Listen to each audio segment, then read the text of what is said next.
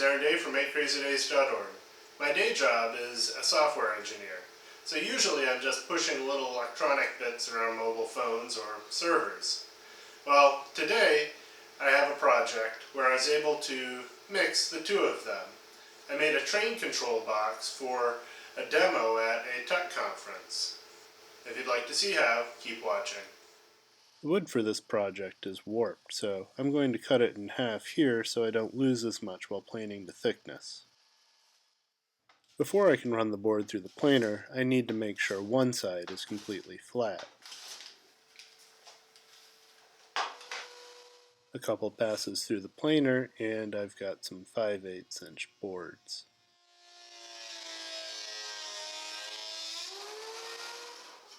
I've been allotted about 3 inches in the packing crate, so I'm ripping these to about 2 3/8.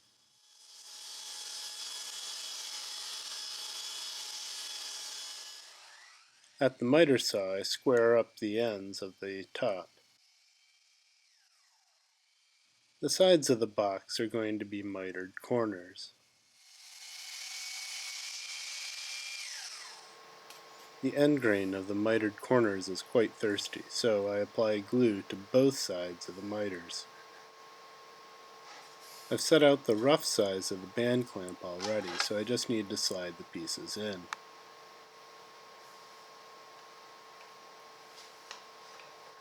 I've got a support piece that's not glued in at the back of the box.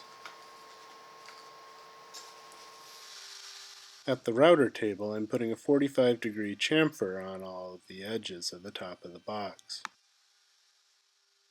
I'm using a guide post to bring the material into the bit. It's a little bit more safe this way.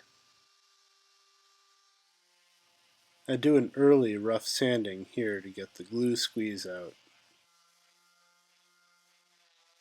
Also a quick sanding on the top.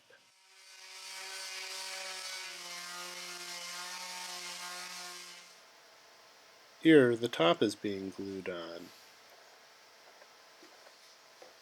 Clamps are used to close the gap between the top and the sides of the box.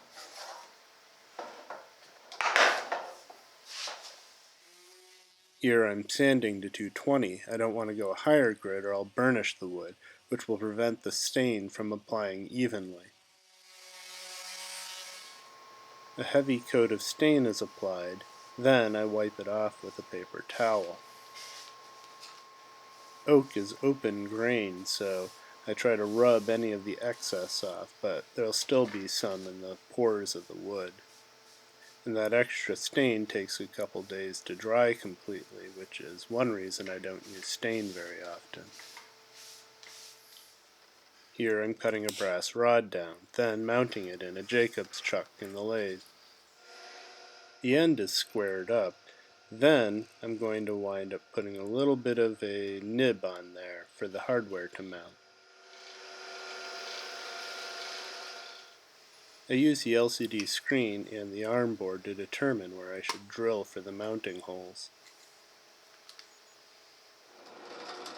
Mounting holes are then drilled into the top of the box.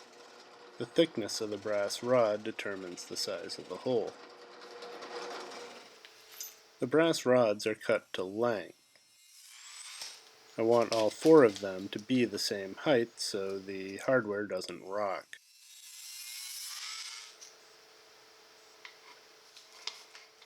A test fit shows that the hardware will mount nicely now. Plexiglass is ripped to size to cover the hardware. Here I'm sanding over the edges of the plexiglass so it's reasonably smooth.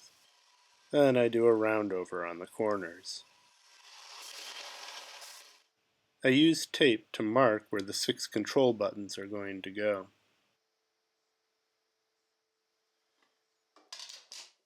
I'm going to drill through each of the spots for the control buttons, but these are just so the Forstner bit has a place to index. I'm only going partially through with this Forstner bit. Buttons only have about a 1/4 inch of threads to hold the button on. I follow up with a bit that's just as wide as the button.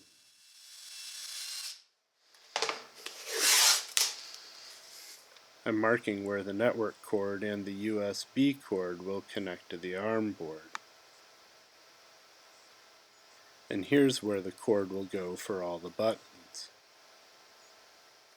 A large hole is bored out under the ARM board to feed the wires through.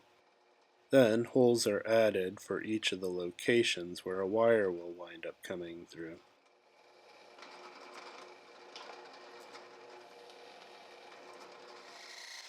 The wires will be fed through the main hole and then slid down the slot to the small relief hole.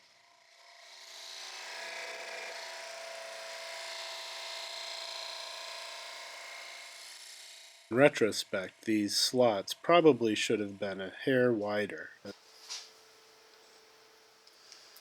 The button is slid into the hole, and then the washer and the nut are secured on the back side. I'm just using a pair of needle nose pliers here. I need to make my own little connector here with these header pins. I slide them into the vise to hold them for me.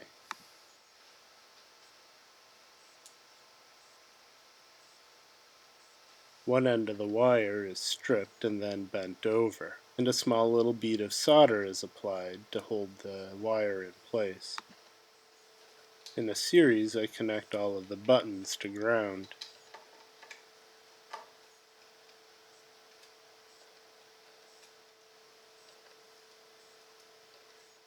Then I run a separate wire for each of the buttons individually.